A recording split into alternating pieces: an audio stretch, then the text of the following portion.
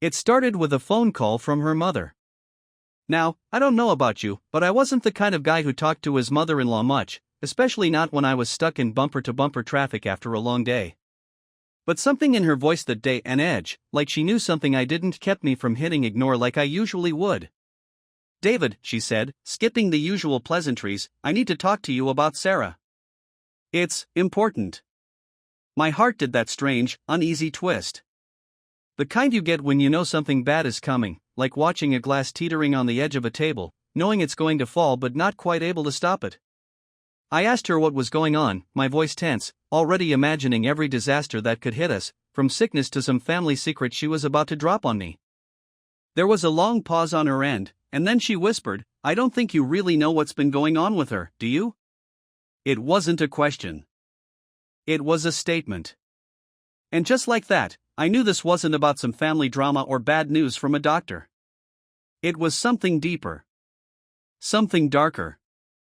Her voice cracked, and she hung up after telling me to check out this gallery downtown where Sarah had been spending her afternoons. I didn't even ask what she meant by that.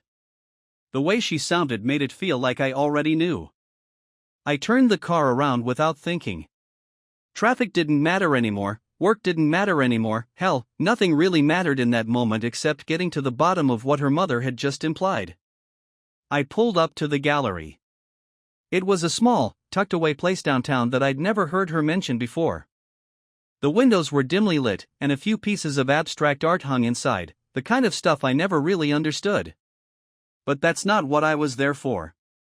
As I got out of the car, I saw Sarah's car parked a few spots down. My chest tightened. She'd told me she was having lunch with a friend that day. There was no friend. Just a gallery I had no reason to know about. I walked in. Inside, it was quiet. Too quiet. There weren't many people around, and the ones who were there weren't paying attention to anything but the artwork on the walls. I spotted her almost immediately. Sarah was standing in the back of the room, close to a painting. But she wasn't alone. He was with her. I didn't need an introduction to know what was going on. They were too close, heads tilted toward each other in a way that felt too intimate for strangers or even friends. She touched his arm, and it was like something clicked in my head. I didn't move. Didn't make a sound. I just watched them. Her laughter, quiet but unmistakable. The way his hand brushed her lower back. They weren't trying to hide it. And I just stood there, like some idiot frozen in time, watching my wife, my Sarah, act like someone else's. It was that casualness that got me. The ease with which she carried on, as if this was just a part of her life now, something she did in broad daylight, in a public space, where anyone could walk in and see them. Like she didn't even care if she got caught. I could have walked up to them right then. I could have said something. But I didn't. I turned around, walked back to my car, and sat there, gripping the steering wheel, trying to make sense of what I had just seen. Trying to understand how the hell this had become my reality. I waited until she got home that night. The door clicked shut behind her, and I heard her keys drop on the kitchen counter like it was any other day. She was humming, of all things. Happy. That's what hit me first, how fucking happy she sounded after what I'd seen. I stepped into the kitchen, and when she looked up, she froze. She must have seen something in my face, because her smile faded fast. "How was your lunch?" I asked, my voice cold, almost daring her to lie. "Good," she said, trying to keep her tone light, but her eyes were darting around the room like she was looking for an escape. "Just caught up with Karen." There it was. The lie. So easy. So natural. I didn't even let her finish. "Cut the shit, Sarah," I said, stepping closer. "I know where you were. I know who you were with." Her eyes widened for a split second. Then, I saw her switch into defense mode. "What are you talking about?" I couldn't believe it. She was actually going to try to play dumb. "Don't," I warned, my voice low, barely holding back the anger that was ready to spill out. "I saw you. At the gallery. With him." Her face drained of color, but she didn't say anything. That was all the confirmation I needed. I stepped closer, fists clenched, the air between us thick with everything unspoken. I wanted her to feel just a fraction of the rage boiling inside me. How long? I demanded, my voice louder now, demanding an answer. She opened her mouth, then shut it, like she was trying to figure out how to lie again but couldn't. Finally, she stammered, "It's not what you think. Don't give me that bullshit." I yelled, my hand slamming down on the counter. The sound echoed through the room, and she flinched, taking a step back. "I watched you." "How long?" She looked down at the floor, her voice barely a whisper. 6 months. 6 months. Half a year. It felt like a punch to the gut. I thought I might hit her, I really did. My hands were shaking from the restraint it took not to do something I'd regret. "Why?" I asked, my voice hoarse, not even sure if I wanted the answer. "Why the hell would you do this?" She finally looked up at me, tears in her eyes, and said, "I didn't mean for it to happen. It just what?" I cut her off. "You didn't mean for it to happen, but somehow it's been going on for 6 fucking months?" She had no excuse. She didn't try to explain any further. Just stood there, looking at me like she was the one who was broken. Like she wanted me to feel sorry for her. But there was nothing left in me but anger, nothing left but the overwhelming urge to make her pay for what she had done. I didn't sleep that night. I sat in the living room, staring at the wall while she cried herself to sleep in the bedroom. Every time I closed my eyes, I saw them together, her hand on his arm, that look on her face like she was with me but somewhere else entirely. By morning, I knew exactly what I was going to do. I got up, grabbed my phone, and started making calls. First, the bank. I froze our joint accounts. Then, the credit cards. I canceled everyone she had access to. Next, I called a locksmith. By lunchtime, the locks were changed, and her keys were useless. I wasn't finished. I went through the closet, grabbing every piece of clothing she owned, stuffing it into garbage bags. I dragged them out to the driveway, one by one, until they formed a pathetic little pile of her life outside our home. She had no idea yet. She was still at work, going about her day like nothing had changed. The last thing I did was take her car. We were both on the title, so I had it towed while she was still at her office. By the time she found out, it would be sitting in a lot across town, with no way for her to get there. I'd made sure of that. When she came home that evening, she found the driveway empty, her clothes in bags, and the locks changed. The look on her face when she tried the key and realized it didn't work, that was the first time I'd felt any sense of satisfaction since this whole mess started. She knocked on the door, frantic, and when I didn't answer, she called me. I didn't pick up. Instead, I watched her through the window as she panicked, pacing in front of the door, trying to figure out what to do. Her phone was glued to her ear, probably calling anyone who would listen, but no one was coming to help her. Not this time.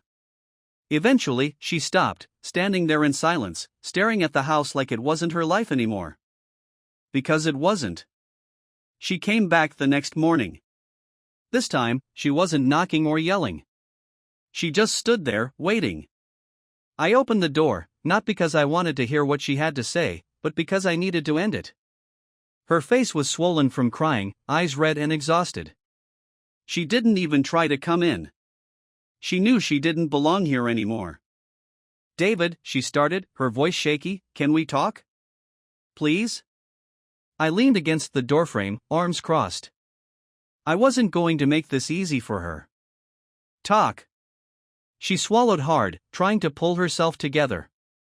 "I'm sorry. I don't know what else to say. I know I messed up. But, can we just figure this out? I don't want to lose us." I almost laughed at the absurdity of it. She was standing there, after 6 months of screwing some guy behind my back, and now she wanted to figure this out. Like we were having some minor marriage trouble, something that could be fixed with a few apologies and promises to do better. "What's left to figure out?" I asked, not bothering to hide the anger in my voice. "You've been lying to me for half a year. I watched you with him, Sarah. You're not sorry you did it, you're sorry you got caught. Her lip trembled. No, that's not true. I didn't want this to happen, I swear. Spare me, I cut her off, stepping forward, forcing her to look me in the eyes. You had a choice every single day. Every time you went to see him, every time you lied to me, you made a choice. And now you want to stand here and beg for what? Forgiveness? You didn't care about us when you were sneaking around, so why care now? She didn't have an answer. She just stood there, tears streaming down her face, shaking her head. I could see she was trying to think of something to say, some way to salvage this, but there wasn't anything left to say. I'm done, I told her, my voice quieter now, the anger giving way to something more final. I've already called a lawyer. You can come back for the rest of your stuff tomorrow, but you're not stepping foot inside this house again. It's over. Her face crumpled, and she stepped forward, reaching out like she could change my mind with one desperate gesture. David, please. Don't do this. I love you. I stared at her hand, inches from me, before shaking my head. You loved me? You don't destroy someone you love. You don't betray them like that. I felt tired, like the weight of everything was finally hitting me all at once. I can't do this anymore. She dropped her hand, defeated, sobbing. There was nothing left to say. She knew it. I knew it. I shut the door before she could say another word, leaving her on the other side, where she belonged. It's strange how quiet the house felt after she left. For 10 years, her presence had been everywhere, in every room, in every little corner. And now, just like that, it was gone. The silence wasn't peaceful, though, it was heavy, suffocating almost. But I preferred it to the lies. I sat on the couch, staring at the wall, trying to feel something other than anger. But the rage had burned out, leaving this cold emptiness. There was no satisfaction in revenge, no victory in the way I'd kicked her out. She was gone, but the damage was still here. Inside me. It was like I was stuck in the ruins of a house that had already collapsed. What had I learned from all of this? That people can change without you seeing it coming? That you can live next to someone for years and never really know them? I don't know. I guess I learned that trusting someone, building a life with them, doesn't mean you'll be safe from their choices. And no amount of love or loyalty can protect you from betrayal. You think you know your future, but then something like this happens, and you realize you don't know anything. The hardest part wasn't throwing her out or freezing the bank accounts. That was easy. The hardest part was accepting that our marriage wasn't worth what I thought it was. 10 years together, and in the end, it crumbled because she let it. No fight, no real explanation, just nothing. I thought about what was next. The divorce would be clean enough. I had the upper hand, legally and financially, and I was ready to cut ties completely. But where did that leave me? The house was mine, but it felt like a graveyard now, full of memories I didn't want but couldn't get rid of. I guess the only thing left was to move forward. Alone. That's the part that scared me the most, not the loneliness itself, but the idea that everything I thought I was building with her was a lie. I didn't know what the next steps were, didn't have some big plan to heal or find myself or whatever. I just knew I had to keep moving. Maybe that was the lesson, you can't stop just because your life gets torn apart. You have to get up the next day, get through it, and figure the rest out as you go. Because no one's going to fix it for you. Sarah would come by one last time to collect her things. We'd sign the papers, and that would be the end of it. No more long conversations, no more apologies. Just signatures, and she'd be gone. I didn't hate her, not anymore. I just didn't care. Whatever I felt for her before was dead. As for me, I'd figure it out. Eventually.